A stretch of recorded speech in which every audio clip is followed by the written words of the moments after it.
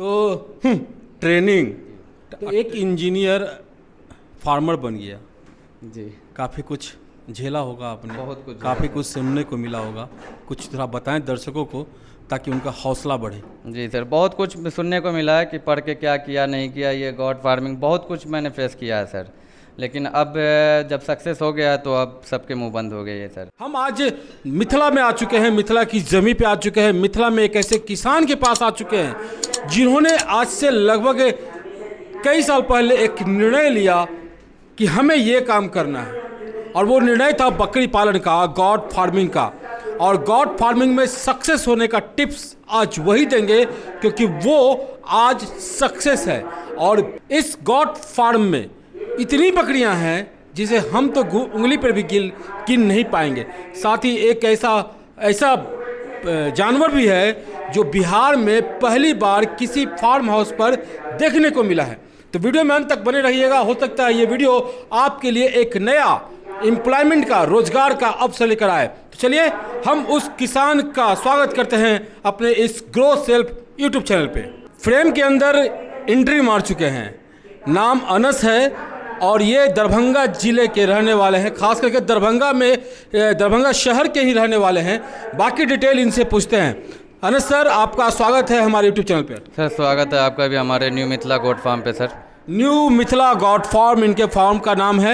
Sir ये location थोड़ा बताएं अपना। सर ये लोकेशन मोहल्ला शेर मोहम्मद भीगो दरभंगा, जिला आपको दरभंगा आ जाएगा, स्टेट आपको सर बिहार आ जाएगा सर। ये दिल्ली मोड़ से कितनी दूरी पर आप? दिल्ली मोड़ से सर आपको ये 3 किलोमीटर पे है सर। और नियरेस्ट चौक कौन सा है? नियरेस्ट चौक है सर आपको नीम चौक किला घाट। नीम चौक किला घाट। तो चलिए अब इनसे बात करते हैं। सर आप ये फार्मिंग का काम कब से शुरू किए और कैसे आपके मन में ये इच्छा, क्या ये आपका पारंपरिक व्यापार है या फिर आप अलग शुरू किए हैं? सर ये हमें स्टार्ट किए हुए 3 साल हो गया सर। और ये इसको मतलब इंजीनियरिंग करने के बाद मैंने प्लानिंग मतलब जॉब किया, उसके बाद मतलब जॉब में उतना सेटिस्फाइड नहीं था मैं, तो उसके बाद प्लानिंग किया कि गॉड फार्मिंग है, क्योंकि इसका तो आप डिमांड देख ही रहे हैं कि दिन पे दिन डिमांड बढ़ता ही जा रहा है। क्योंकि खस्सी का आप देख ही रहे 650-700 रुपये मीट का रेट चला गया। तो इसका फार्मिंग मैंने सोचा करने का, तो फिर किया मैंने। फिर उसके बाद मुझे कुछ दिक्कत भी आई, तो फिर ट्रेनिंग वगैरह भी आपको इसमें सबसे पहला चीज़ है कि आप ट्रेनिंग लीजिए। ट्रेनिंग के बगैर मत स्टार्ट कीजिएगा कभी। तो ट्रेनिंग के पहले क्या दिक्कतें आई जब आपने शुरू किया था? तो ट्रेनिंग के पहले हमको दिक्कत ये आई कि जैसे इंजेक्शन लगाना नहीं आ रहा था, फीवर चेक करना नहीं आ रहा था। मतलब हम लोग ने कभी बकरी खस्सी नहीं पाला था। 3 साल पहले हमारे घर पे मतलब कोई खस्सी बकरी आज तक कभी नहीं पाले हैं, या हमारे फैमिली में कभी नहीं। ये फर्स्ट टाइम मैं खुद पाला, तो मुझे कुछ पता नहीं था कि क्या खिलाना, क्या पिलाना, कैसे रखना है। तो बस वही चीज़ सब में दिक्कत आ रहा था, फीवर, जुकाम, सर्दी, निमोनिया। तो यही सब में डॉक्टर वगैरह को बुलाने में तो 500-1000 रुपये का एक बार में मतलब खर्चा हो रहा था। मंथली भी मेरा बहुत ज़्यादा खर्च हो जा रहा था। तो ट्रेनिंग लेने के बाद मेरा समझ लीजिए कि कॉस्टिंग बहुत कम हुआ, बहुत ज़्यादा कम हो गया। कितना कॉस्टिंग था पहले ट्रेनिंग के पहले, और कितने दिनों के बाद आपने ट्रेनिंग का फैसला लिया और कहाँ से लिया? ट्रेनिंग से पहले जो है सर एक्चुअली मुझे कुछ पता नहीं था, तो जो चीज़ मतलब महंगा सब चीज़ मार्केट से खरीद के खिला रहा था, तो जो मुझे कॉस्टिंग बहुत ज़्यादा लग रहा था। फिर उसके बाद ट्रेनिंग वगैरह लेने के बाद पता चला कि कैसे सीज़न वाइज हरा खिलाना चाहिए, कैसे आपको 1 साल का स्टोर करके रखना है, क्या चीज़ है, यही सब आपको स्टोर करके रखना पड़ेगा, तभी आपका फिक्स्ड कॉस्ट भी कम आएगा, तभी आपको ये प्रॉफिटेबल है। तो अपने ट्रेनिंग लेने का फैसला आपका खुद का था या किसी और ने बताया आपको? नहीं सर, खुद का था, क्योंकि खुद में मैं फील होने लगा था कि नहीं, आप ट्रेनिंग का ज़रूरत है। क्योंकि हमारे यहाँ तादाद तो बढ़ रहा था, बच्चे तो आ रहे थे, लेकिन वो बच्चे को बचा नहीं पा रहे थे, हम बच्चे में मोर्टेलिटी हो जा रहा था।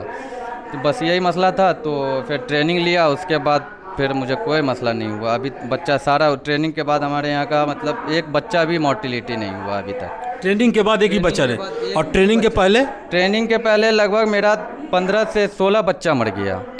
सोच सकते हैं कि इन्हें कितना नुकसान हुआ। 15 से 16 बच्चे मोर्टेलिटी के शिकार हुए जब इन्होंने ट्रेनिंग नहीं लिया था और फार्मिंग शुरू कर दी थी।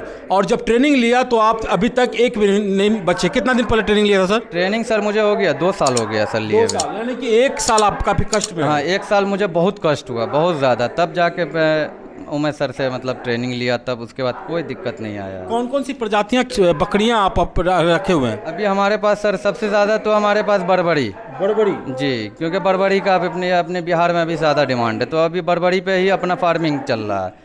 बाकी अपने पास सिरोही भी है, गुजरी भी है, सोजत भी है, तोतापरी है, देसी भी है, सारे ब्रीड्स है, प्लस दुम्बा भी है हमारे पास।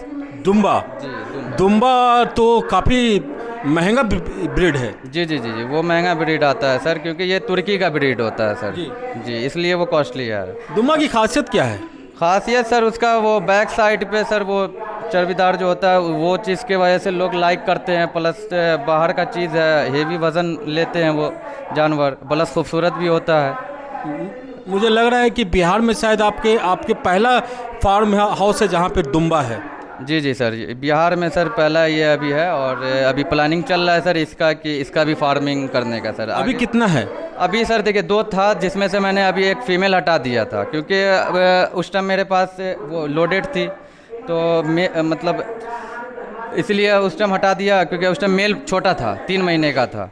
तो अब मतलब अब प्लानिंग कर रहा हूँ कि मेल बड़ा हो गया, तो अब इसका एक्सपीरियंस भी हो गया, मुझे साल भर में एक्सपीरियंस हो गया, तो अब इसका फार्मिंग भी अब सोच रहा हूँ कि अब करने का प्लानिंग चल रहा है इसका। तो फिर तो फीमेल लाना होगा आपको। फीमेल अभी सर्चिंग में हूँ।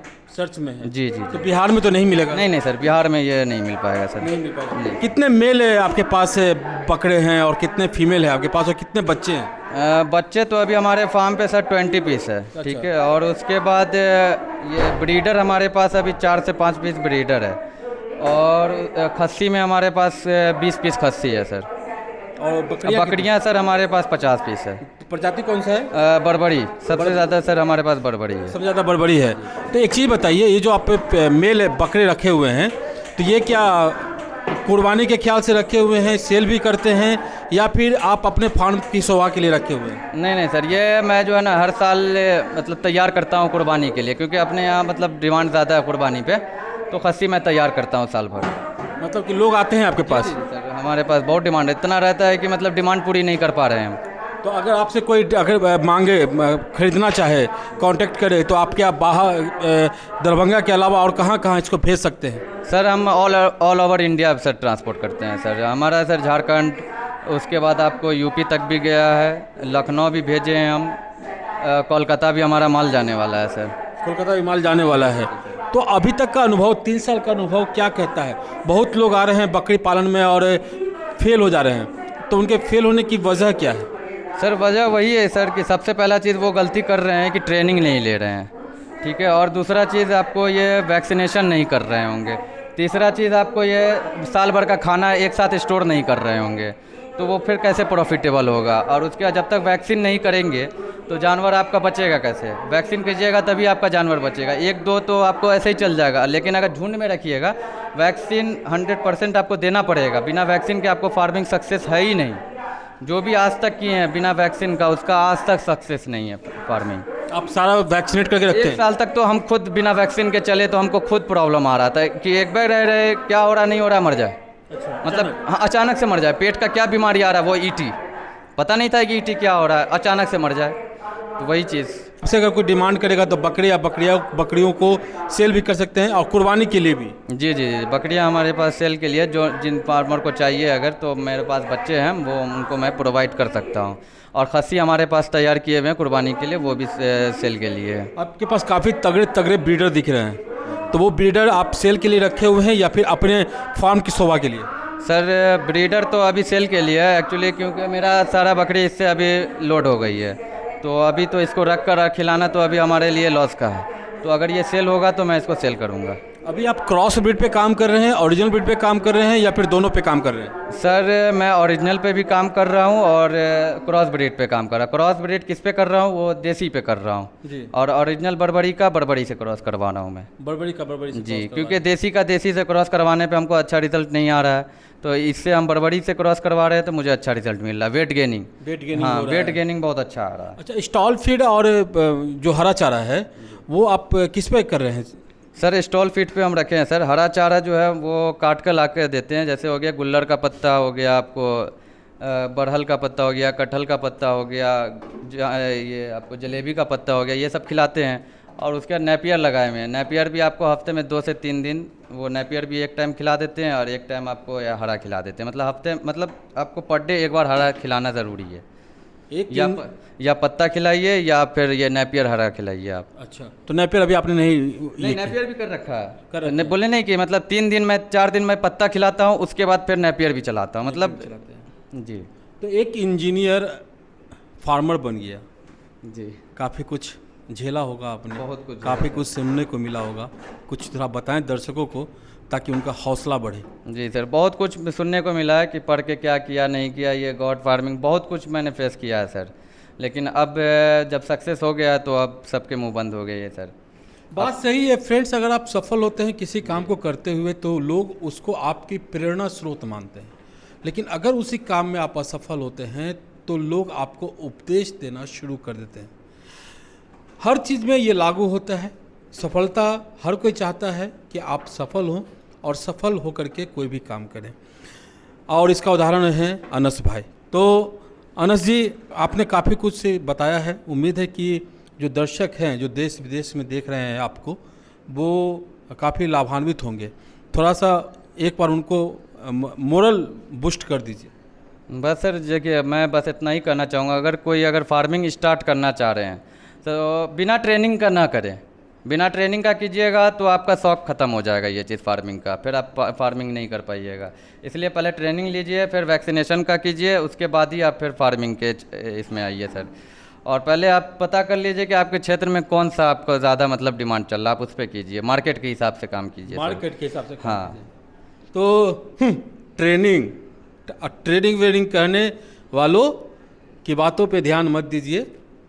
बकरी पालन में अगर सफल होना चाहते हैं, गॉट फार्मिंग को अगर आप अपना एक रोजी रोटी का आधार बनाना चाहते हैं, तो आपको अच्छी तरह से ट्रेनिंग ले करके इस पेशा में आना पड़ेगा, और ऐसे ऐसे सफल किसानों से बात करके आना ज़्यादा फ़ायदेमंद होगा।